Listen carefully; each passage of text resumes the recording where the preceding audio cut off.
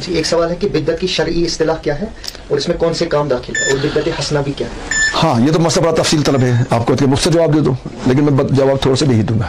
بدعت کے ایک ہے لغوی معنی، ایک ہے اصطلاحی معنی۔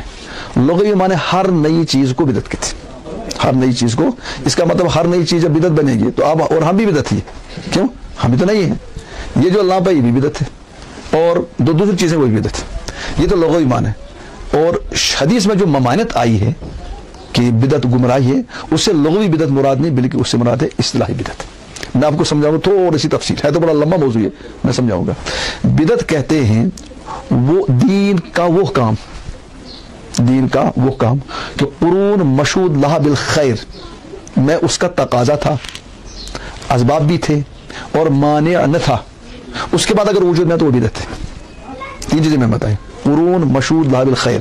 قرون مشہود لہا بالخیر کہتے ہیں وہ تین زمانے جن کے خیر ہونے کی حضور نے خبر دی ہے، خیر القرون قرنی ثم الذین یلون ثم الذین یلون، حضور اسلام کا زمانہ، صحابہ کا زمانہ اور تابعین وغیرہ کا زمانہ، اس کو کہتے ہیں قرون مشہود لہا بالخیر، وہ زمانہ جس کے خیر کی اللہ کے نبی پاک نے خبر دی، شہادت دی۔ ان تین زمانوں میں اگر کوئی دینی کام اس کا تقاضا تھا، یعنی ہونا چاہیے تھا، تقاضا تو ہونا چاہیے تھا اور اسباب بھی تھے، یعنی اگر کرنا چاہتے کر سکتے تھے، مانع نہیں تھا یعنی کوئی روک تھام نہیں تھی اس کی، اس کے بعد بھی اگر نہیں ہوا، وہ بعد میں ہوا، اس کو کہیں گے بدعت، اس کو کہیں گے بدعت۔ اس کا مطلب اگر ان تین چیزوں میں کوئی چیز چھوٹ جائے اس کو ہم بدعت نہیں کہیں گے۔ مثال کے طور پر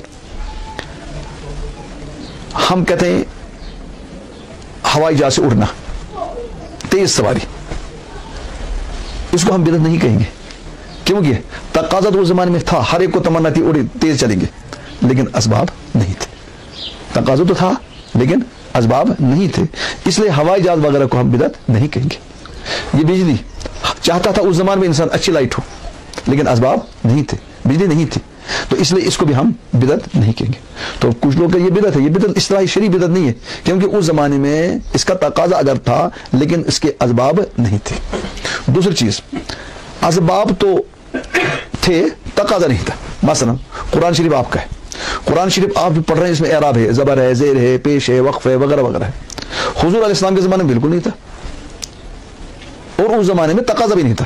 تقاضا مطلب یہ تھا کہ ہر انسان پڑھتا تھا، زبر زیر کے بغیر اہل لسان تھے، وہ زبان جاننے والے تھے اور ماہرین تھے، اس لیے ان کو اس کی ضرورت بھی نہیں تھی۔ بعد میں اس کا تقاضا پیدا ہو گیا کہ ہم جیسے لوگ قرآن کو زبر زیر کے بغیر پڑھ نہیں سکتے تھے، تو اس زمانے میں تقاضا نہیں تھا، بعد میں اس کا تقاضا آ گیا، اس لیے اب اس کو ہم بدعت نہیں کہ، حالانکہ حضور کے زمانے میں نہیں تھا۔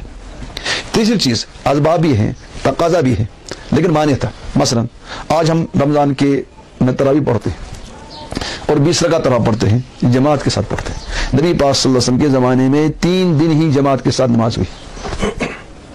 اب اگر کوئی کہے گا یہ تو بدعت ہے، کیونکہ حضور کے زمانے میں 3 دن کے علاوہ آج پورے مہینے پڑھتے ہیں، ہم کہ یہ بدعت نہیں ہے۔ کیوں؟ کہ حضور علیہ السلام کے زمانے میں جو پورے مہینے نہیں رہی، اس کی وجہ ایک مانع تھا، ایک عذر تھا۔ حضور نے فرمایا صلی اللہ علیہ وسلم نے کہ اگر میں اس کو کنٹینیو پڑھوں تو یہ آپ کے فرض بن جائے گی، پھر اس کو تم ادا نہیں کر پاؤ گے، تو یہ ایک مانع تھا، ایک عذر تھا۔ جب حضور اسلام نے اس وجہ سے پردہ کیا تو اب وہ مانع ختم ہو گئے، اب جب مانع ختم ہو گیا تو اب ہم اس کو بدعت نہیں کہیں گے۔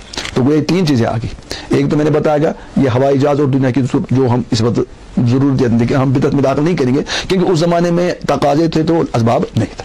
قرآن کا اعراب ہے، قرآن کا اعراب ہے، یا احادیث کے بارے میں ہم دیکھتے ہیں، جرح ہے، تعدیل ہے، صحیح ہے، اور اسماء رجال پر بحث ہے، نحو ہے، صرف ہے، یہ سب چیزیں جو ہے اس زمانے میں اسباب تو تھے لیکن تقاضا نہیں تھا، اس لیے ہم ان کو بدعت نہیں کہیں گے۔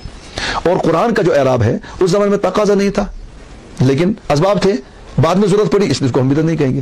اور ایسی تراویح باجماعت اس زمانے میں چونکہ معنی ایک تھا، شاید فرض نہ ہو جائے تو اس لیے وہ معنی بعد میں زائل ہو گیا، اب وہ اس کو ہم جو جب باجماعت پڑھتے ہیں پورے اس کو ہم بدعت نہیں کی۔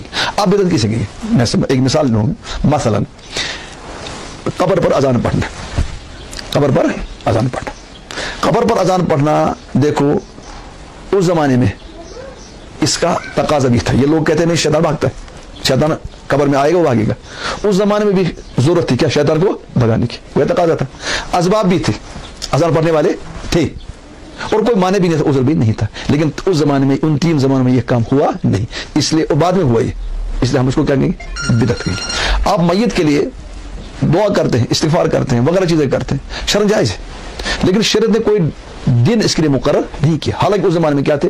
اسباب بھی تھے, تقاضا بھی تھا, مانے نہیں تھا.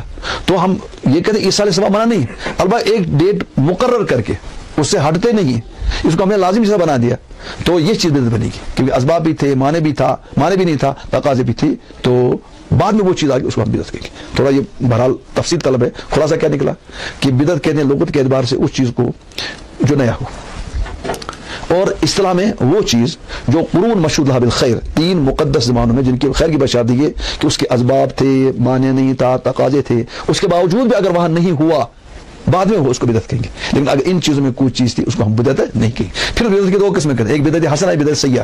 وہ بدعت حسنہ سیئہ کچھ نہیں ہے, بدعت بدعت ہی ہے. وہ لغوی جو ہے, کون لغوی معنی جو اس اعتبار سے ایک بدعت لغوی کا نام حسنہ ہے, ایک بدعت سیئہ ہے. لیکن جو اصطلاحی بدعت ہے جس کو شریعت میں ممان, وہ بالکل گمراہی ہے, اس میں کوئی خیر کی بات نہیں ہے اور اس میں کوئی ہدایت کی بات نہیں. یہ تو اجمالی جواب اس کا ہے, لیکن ہے مسئلہ بڑا اہم اور تفصیل تر. ہو سکتا ہے شاید کچھ سمجھ میں آیا ہوگا.